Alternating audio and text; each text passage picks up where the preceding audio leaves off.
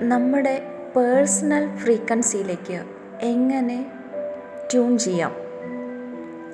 നമ്മൾ ജനിക്കുന്ന പ്ലാനറ്റിൻ്റെ positions, alignment ഒക്കെയാണ് നമ്മളുടെ ഫ്രീക്വൻസി എർത്തിൽ നിർണ്ണയിക്കുന്നത്.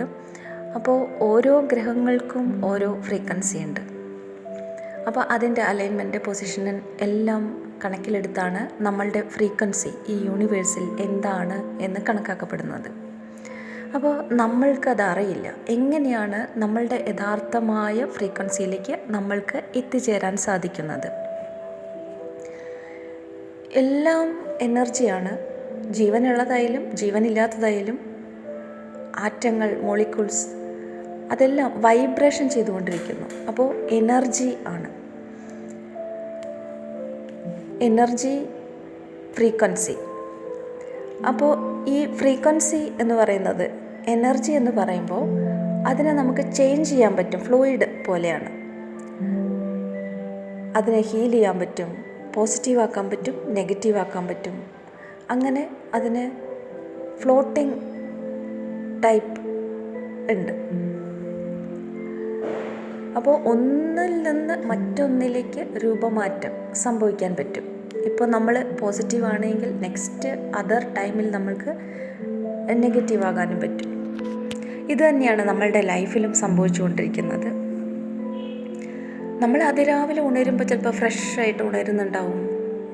കുറച്ച് കഴിയുമ്പോഴേക്കും നമ്മൾ ഓരോ സിറ്റുവേഷൻ ഇങ്ങനെ കാണുകയും കേൾക്കുകയും ചിന്തിക്കുകയും ഒക്കെ ചെയ്യുമ്പോൾ ഡൗണായി നമ്മുടെ ഫ്രീക്വൻസി വളരെ ലോ ആയിട്ട് നമ്മളിലേക്ക് വരുന്നത് കാണാം.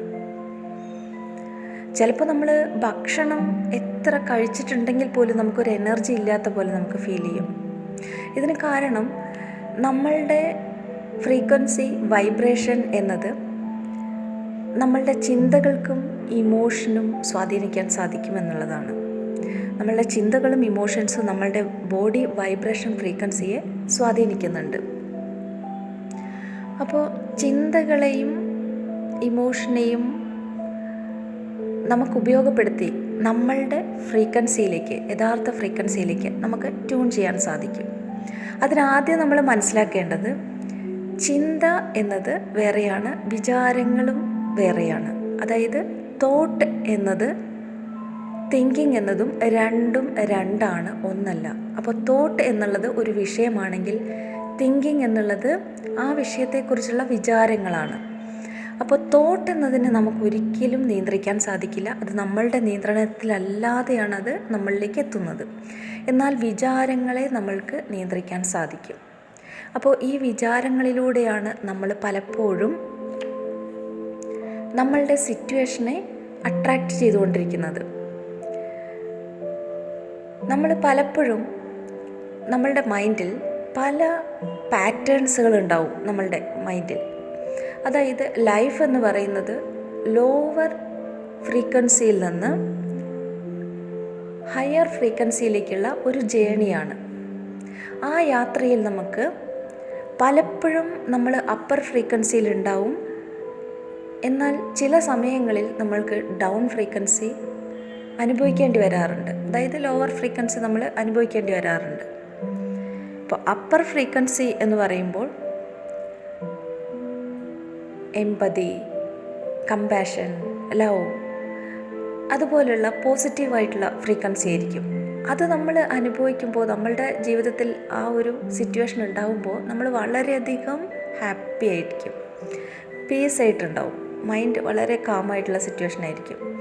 എന്നാൽ ലോവറായിട്ടുള്ള ഫ്രീക്വൻസിയിലേക്ക് നമ്മൾ വൈബ്രേഷൻ ചെയ്യുമ്പോൾ നമ്മളുടെ ബോഡി, മൈൻഡ് എല്ലാം തന്നെ വളരെ അസ്വസ്ഥത അനുഭവപ്പെട്ടുകൊണ്ടിരിക്കും.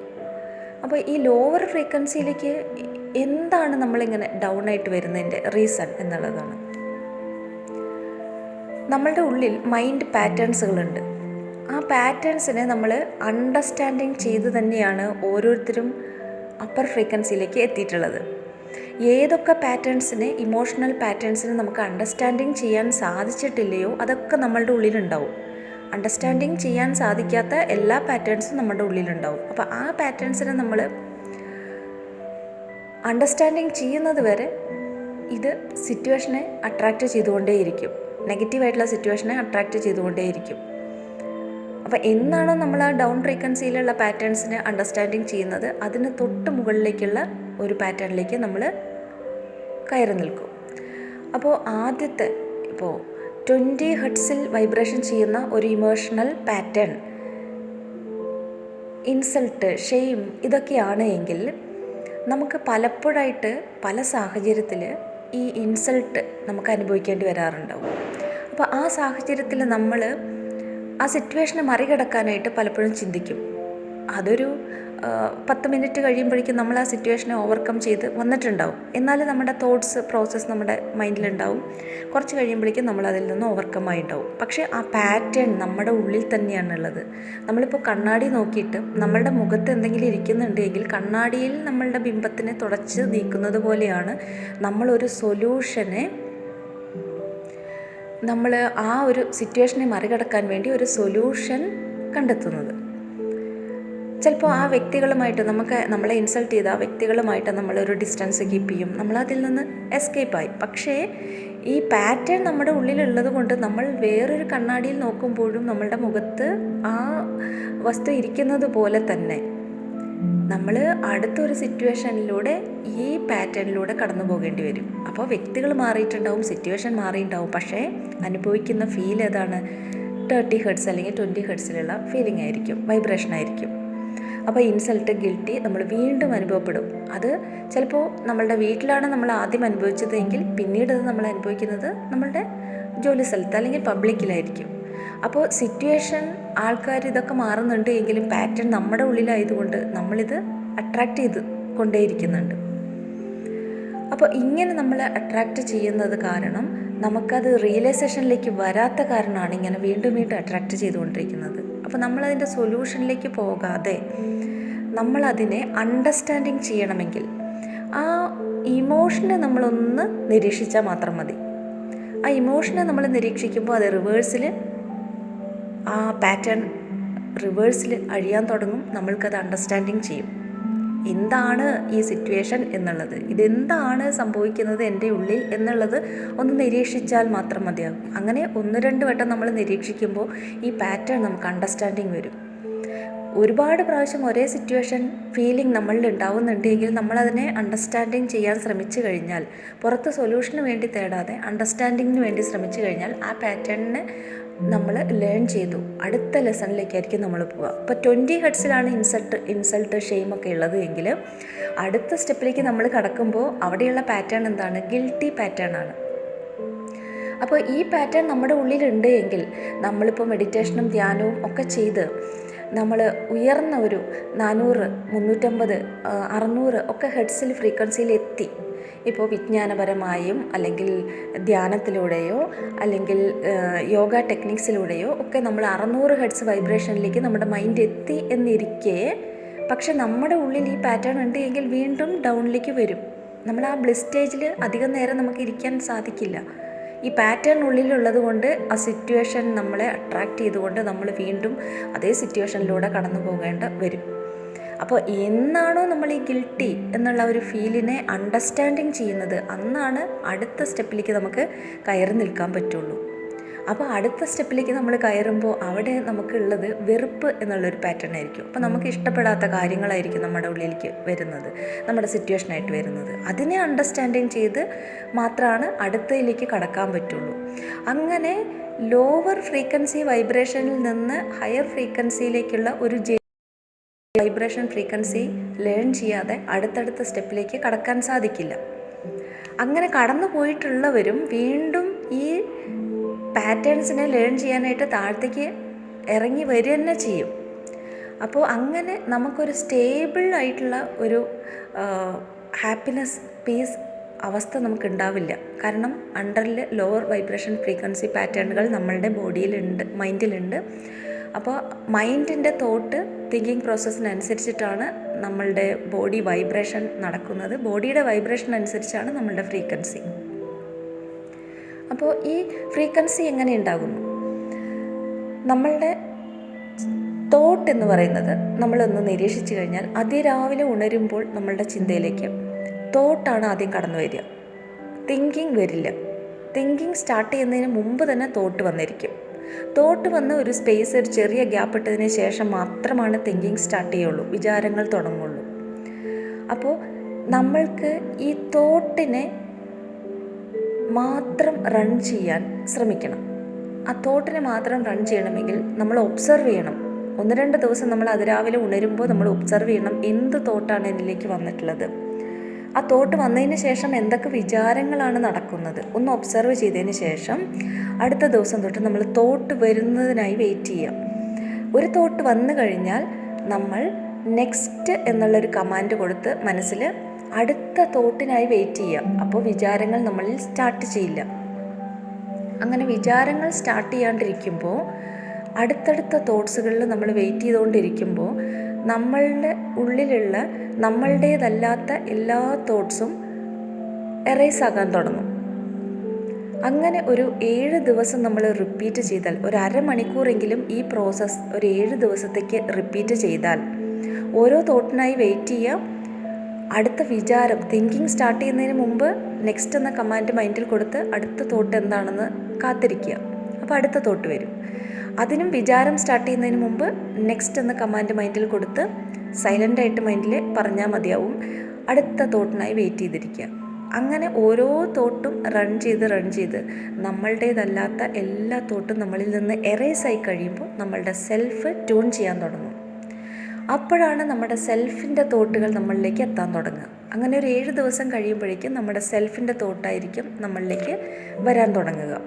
അങ്ങനെ സെൽഫിൻ്റെ തോട്ടുകൾ നമ്മളിലേക്ക് വരാൻ തുടങ്ങുമ്പോൾ നമ്മൾക്ക് അതിൽ സെലക്ട് ചെയ്യാം, നമ്മൾക്ക് ഉപകാരമുള്ളതാണോ, നമ്മളുടെ ക്രിയേറ്റിവിറ്റിയും നമ്മളുടെ ഡെവലപ്മെൻറ്റിനും ഒക്കെ ആവശ്യമുള്ള പോസിറ്റീവായിട്ടുള്ള കാര്യങ്ങളായിരിക്കും നമ്മുടെ സെൽഫിൽ നിന്ന് വരുന്നത്.